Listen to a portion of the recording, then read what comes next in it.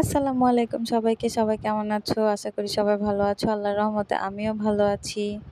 আমি পাবনার মেয়ে আর নাটোরের বউ। বুঝতেছি না কোন ভাষায় কথা বলা উচিত, তাই আমি শুদ্ধ ভাষাতেই বলতেছি, কারণ নাটোরের ভাষা আমি এখনো প্রপার ওইভাবে শিখতে পারিনি। আর পাবনার ভাষা তো অবশ্যই পারবো, কারণ পাবনা আমার জন্মস্থান। তো এটা গত শুক্রবারের আগে শুক্রবারের ভিডিও। আমি এত অলস একটা মানুষ, আমি নিয়মিত ব্লগ আপলোড করি না।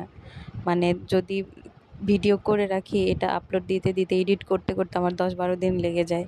সবাইকে দেখি কি সুন্দর কন্টেন্ট বানায়, আর আমার আমি এত অলস একটা মানুষ, আমার কন্টেন্ট বানাইতে অলস লাগে, এডিট করতে অলস লাগে, ভয়েস ওভার দিতে অলস লাগে, বুঝতেই পারি না ভয়েস ওভারে কী দিব।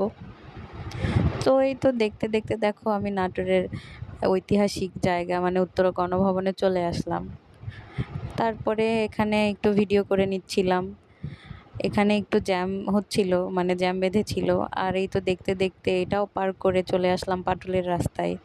সেদিনের ওয়েদার মাশাআল্লাহ এত ভালো ছিল, আর এই জায়গাগুলো এত বেশি সুন্দর। যারা নাটোরের আছো তারা তো অবশ্যই গেছো, আর যারা যাওনি তারা অবশ্যই যাবে। আর এই রাস্তাগুলো প্রকৃতি উপভোগ করতে করতে যাবে। সেদিন বাতাসটাও মাশাআল্লাহ এত জোশ ছিল। আর সে মনোযোগ দিয়ে গাড়ি চালাচ্ছিল, আর আমি তার বকর বকর করে তার মাথা খাচ্ছিলাম, কারণ আমার কাজই একটা।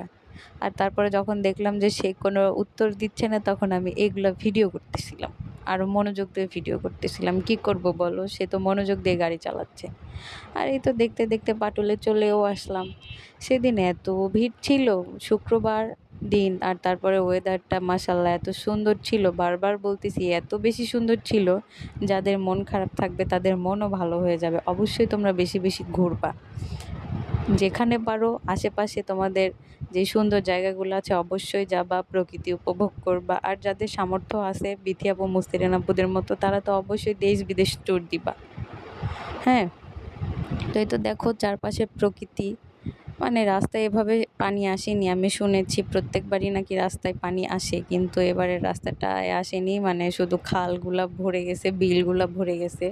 এই যে দেখো কত সুন্দর প্রকৃতি। আর যারা এই যে এখানে থাকে না, এই যে নদীর মাঝে মাঝে যে গ্রামগুলো, এগুলো এত বেশি সুন্দর। এখানে যারা থাকে এদের তো মনে হয় কারেন্টের দরকারই হয় না, কারেন্ট চলে গেলেও এদের কোনো সমস্যা হয় না, কারণ এই পানির স্রোতের যে একটা বাতাস, মন প্রাণ দিল সবই জুড়ায় যাবে। দেখো তোমরা, দেখো কি সুন্দর। অবশ্যই তোমরা যাবে, আর এই প্রকৃতিগুলো উপভোগ অবশ্যই করবে, মনটা একদম ভালো হয়ে যাবে। তো সবাই ভালো থাকবে। আসসালামু আলাইকুম, টাটা।